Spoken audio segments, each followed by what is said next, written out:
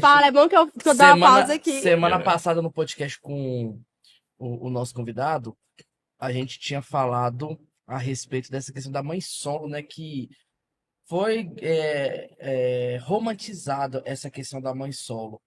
As pessoas hoje olham com até um certo orgulho essa questão da mãe solo. Pô, eu sou mãe solo, mas não vê o problema é, no todo, porque no fim das contas, quem sofre é a criança no fato. Não porque a mãe tem alguma culpa de ter acontecido o que aconteceu, não é isso. Uhum. Mas não se dá devida responsabilidade para o fato de por que que a mãe se tornou mãe solo. Por exemplo, eu tinha falado até no podcast que se eu fosse presidente do Brasil, é uma espécie de utopia, né, isso aqui, mas se eu fosse presidente do Brasil, eu com certeza iria usar do meu poder do executivo para executar uma lei em que, se um homem abandonasse a mulher, deixasse ela desamparada, numa questão dela perder, dela ter que criar a criança sozinha por conta de abandono, o cara ser preso e pegar 50 anos de prisão. Os caras iam pensar duas vezes antes de transar de forma deliberada, de escolher qualquer tipo de parceira, de fazer sexo sem preservativo. Isso iria ter um controle da natalidade. A China fez algo parecido, se não me engano, para controle de natalidade. Tanto que eles só podem ter 2 filhos por conta da hiperpopulação. Teve alguma situação que eu não lembro, mas que ela estava punindo severamente o fato de ter mais filhos. E aí, eu acho que o único mecanismo para a gente ter esse controle social de crianças nascendo e crianças tendo abandono paterno é a questão de leis punitivas para isso. Ah, mas o sexo é liberdade. O sexo, ele influencia na geografia de um país. O sexo influencia na economia de um país. Então a gente não pode tratar o sexo só como algo prazeroso. Ele é prazeroso, sim, mas ele tem que também ter uma forma de controle no sentido de que da gente conseguir reduzir essa quantidade de crianças abandonadas. Porque mesmo a mãe criando ali, mãe solo, o papel do homem masculino, do pai, é diferente do da mãe. O pai tá lá para gerir certas emoções que a mãe não vai conseguir suprir. Perfeito. Porque ela é uma mulher. Ela é uma mãe. Ela é uma mãe. Ela pode fazer o papel dos dois pais no sentido de quê? Do trabalho, de sustentar a casa, beleza, pode. Mas no sentido emocional, isso não é eu que tô falando, é vários psicólogos falam isso. Existe o papel do pai e o papel da mãe emocional do filho. Quando tem a falta do pai, a criança busca em pessoas ou em coisas aquela falta. E aí gera vários transtornos, transtorno psiquiátrico, aí gera, às vezes, outras questões até de possíveis abusadores no futuro, porque não teve uma figura paterna ali para criar e gerar o caráter, formar o caráter da criança. Questões econômicas também, porque querendo ou não, uma mãe solo, ela vai ter muito mais dificuldade de criar uma criança e dar melhor qualidade de vida para ela e a criança ter uma boa educação, enfim. Porque, ó, eu tava vendo isso hoje no ônibus, eu peguei um ônibus para ir pro trabalho lá no Gutierrez para dar aula, e eu tava na frente tava um monte de motorista de ônibus conversando. E os caras debatendo sobre pensão alimentícia. Os caras, puto, velho, por causa que teve cara que não paga pensão e tal. O cara tava contando o caso de uma filha dele que se relacionou com um cara, teve filhos com esse cara, e o cara abandonou ela, não paga pensão, motoboy ainda, ó. Alô, tropa dos motoboy, tem que pegar esse cara aí, ó. Aí o cara falou assim: não, agora tá até com outro rapaz que é bacana, trabalhador, ajuda ela. Mas os caras puto porque o cara não paga pensão. Eles tá falando assim: tinha que cortar a cabeça de uns caras desse. Aprovar um trem assim. Não pagou a pensão, vai cortar a cabeça do cara. Você acha que isso passaria no Brasil, Ana? Muito difícil, cara. Tudo que é extremo no nosso país, que é muito pontual, a gente tem uma certa dificuldade de fazer virar lei, sem brechas, né? Pra alguém conseguir reverter isso. E aí você falou 50 anos? 50 anos pro cara abandonar. Isso é prisão a criança. perpétua, né? 50 anos. Isso aí aqui no Brasil, a pessoa ficaria uma semana, ia fazer um projeto social, com 6 meses, ia cumprir liberdade, entendeu? Exatamente. Sempre existe uma brecha. Hoje, no Brasil, num contexto geral, a gente tem mais de 7 milhões de mães solo. Olha, eu vou falar por mim, tá? Eu fui mãe solo por alguns anos e a carga é muito difícil. Eu acho que quando você tem um filho, vou falar pela mulher, quando o filho é planejado, você não escolhe ter um filho para criá-lo sozinho. Então, quando você tem um filho, você pensa na figura materna e paterna. Quando isso deixa de existir, existe um lado sobrecarregado. E essa sobrecarga não é boa, gente. A gente pode fazer o papel de pai e de mãe, só que isso na nossa cabeça. Porque para a criança, são dois papéis completamente diferentes. As brincadeiras da mãe é diferente das brincadeiras do pai. A mãe quer brincar de casinha, o pai, independente se é menino ou menino, quer brincar de bola, quer brincar de correr, quer brincar de pega-pega. Então, são posturas diferentes. Não existe essa comparação. Ah, a mãe dá conta de tudo, ela é uma mãe incrível. E pode ser mesmo, só que existe uma mulher cansada. Existe uma mulher cansada emocionalmente, existe uma mulher cansada fisicamente, existe uma mulher sobrecarregada, cheia de responsabilidades extremas, às vezes para receber uma pensão de R$ 150, R$ 300, isso quando recebe, né? E a gente ainda tem esse ponto, porque nem toda mãe solo recebe pensão. Então, existe um trabalho dobrado. Aí a gente tem várias partes dessas mães que não conseguem trabalhar, porque às vezes o filho ele tem alguma limitação, não tem rede de apoio. Aí a gente vai entrar em um outro processo agora, que é o MEI, que é um projeto incrível do governo, mas que só funciona até 4 horas da tarde. Que empresa você consegue para trabalhar e sair às 3 da tarde? Para poder buscar o seu filho às 4, e aí chegar em casa, preparar a comida, preparar a janta para poder dar para a criança, para no outro dia começar tudo de novo. Quais são as empresas que contratam assim? Fica tudo muito mais difícil para essa mãe. Então, uma das coisas que eu quero colocar no meu projeto é para colocar as do mês para funcionar até 7 horas da noite, porque é horário comercial. Então, isso, as mulheres precisam aumentar a sua rede de apoio necessária para gerar mão de obra, para aumentar o índice de trabalhadoras, levar essas mães para poder fazerem, porque às vezes a mãe teve filho muito pequeno, nunca teve a capacidade de ter um estudo, então ela se vê limitada em uma vida que infelizmente é de miséria. E às vezes ela quer tirar isso do filho dela, mas ela não tem oportunidades. E aí ela vai ficando cada vez mais limitadas. E aí ao MEI, que é uma coisa incrível, que é um projeto muito legal. A maioria, a gente tem crianças que desenvolvem super bem, os pais falam muito bem, mas se a mãe trabalha até 6, ela precisa de uma rede de apoio. Alguém para buscar, para ficar até às 7. E a pessoa que não tem? Perfeito. A pessoa que não tem a rede de apoio é mais uma mãe cansada, é mais uma mãe sobrecarregada, uma mãe infeliz e limitada. Então, eu acho que esse é um grande problema hoje, não só do nosso estado, mas do nosso país inteiro, e que é uma coisa que precisa ser resolvida para ontem.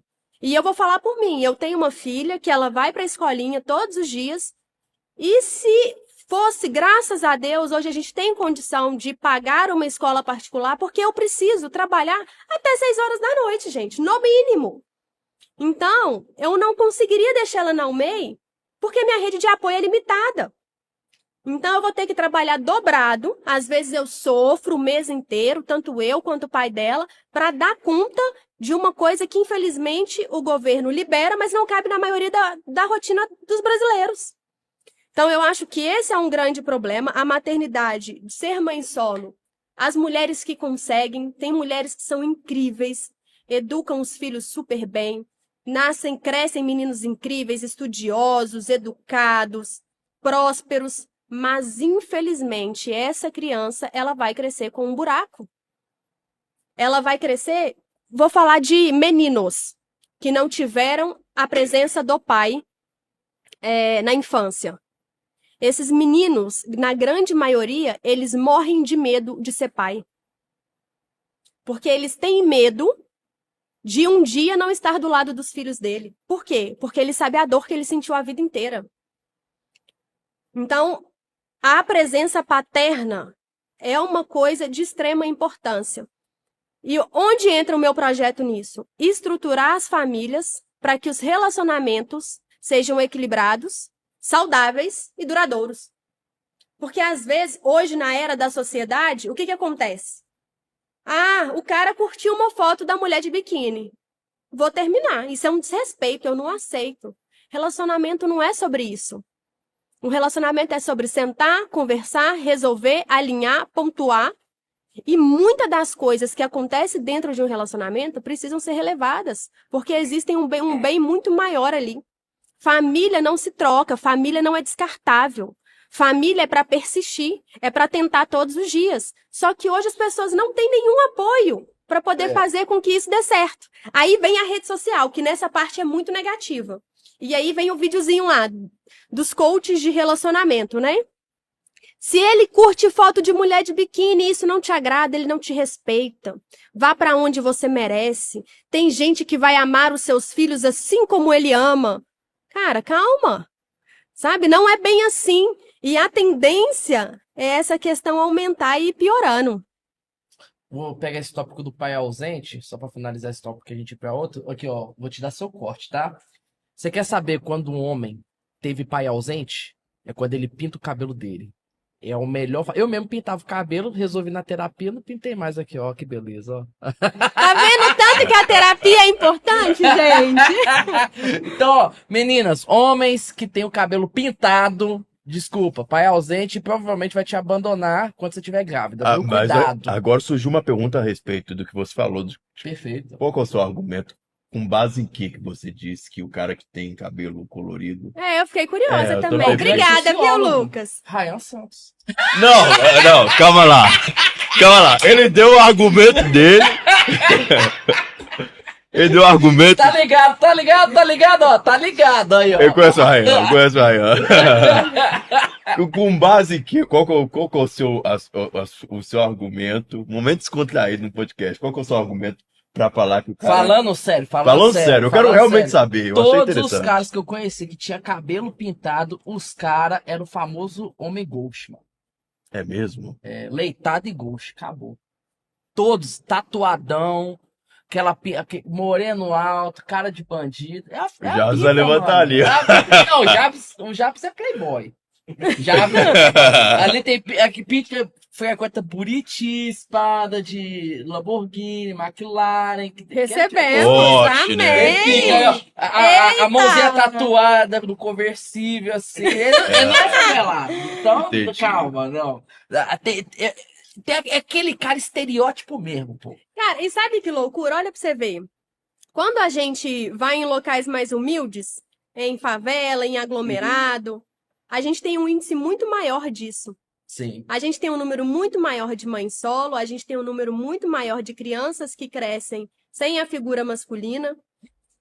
E você já percebeu que quando você vai nesses lugares, quando você chega, você já sente um aperto no coração? Sim. E não é pela humildade, não. Porque tem pessoas que estão lá dentro que são incríveis, são foda, A maioria, na trabalham. verdade. A maioria. Mas as crianças em si, elas enxergam ali dentro poucas oportunidades. Porque, infelizmente, a estrutura social, ela é formada por aquilo que você nasce, por onde você vive e por onde você cresce. Vou falar algo polêmico. Eles só enxergam, posso ser jogador de futebol ou entrar no mundo do crime. Só isso que eles veem. E agora, eles podem ver também a questão, já que as redes sociais trouxeram isso, vou virar um artista, um MC, vou entrar no mundo do funk, por exemplo, porque é só isso que é exposto para eles. Você vai numa escola pública, por exemplo, e se você for em qualquer escola pública de Minas, do Brasil, os diretores permitem tocar música de baile funk dentro das escolas. Tem um projeto em uma escola municipal que eu até pensei em matricular a minha filha e seria na integrada. Como que funciona a integrada da escola municipal? Meio período dentro de sala de aula e no outro período ou eles vão para outro espaço, algumas escolas têm o próprio espaço, oficina, curso. E existe um projeto que chama Favela é Isso Aí, que era parte do projeto dessa escola. Qual que é o propósito desse projeto? Que até o final do ano, as crianças conheçam 236 aglomerados, aprendam a grafitar, aprendam e conheçam MCs de aglomerados e aprendam a rimar. Com exceção da parte da rima, essas outras coisas são completamente inúteis. Desculpa, gente, eu vou ser cancelado, papapá. É inútil. Sabe qual que é o maior problema disso? Eu acho que seria muito válido um projeto para levar as crianças para conhecerem uma realidade e mostrar que ali não é a única opção, que existem várias outras opções, e levar também em todas as realidades possíveis. Você que está aqui no aglomerado, você nasceu aqui, você entende que a sua situação ela é limitada, mas eu vou te levar lá no Alphaville, porque tem gente que mora no Alphaville que nasceu aqui. E você pode estar no Alphaville. A questão é que o projeto é o ano inteiro você conhecer um aglomerado diferente. Na minha concepção, isso é: vou manter você na pobreza. Por quê? Porque pro governo, infelizmente, sabemos o que acontece, na maioria das vezes, ser pobre é um benefício. É lógico, ó, não tem saneamento básico, não tem qualidade de vida, fica à mercê do crime organizado, fica à mercê de políticos aproveitadores, não tem uma possibilidade de boa educação com uma alfabetização de qualidade. Vou nem falar da saúde porque tem gente aí morrendo dentro de UPA. Então aí não preciso falar, né? Já, olha um corte maravilhoso. Já tem aqui um corte aqui, estilo Pablo Marçal. Já deixa na Flávia, joga pra mim. Cara, nossa, eu tô brincando assim sobre corte, mas, cara, isso é meio isso me deixa um pouco indignado, ô Ana, porque a gente vai entrar nesse mesmo ciclo de falas e a gente vai ver que não há boa vontade política das pessoas de mudar isso. Porque você tá entrando como pré-candidato a deputado estadual. Eu tenho certeza que pessoas de outros partidos, talvez até do seu partido, vai querer puxar o seu pezinho pro seu, opa, não faz isso. Eu tenho Porque é impopular. certeza.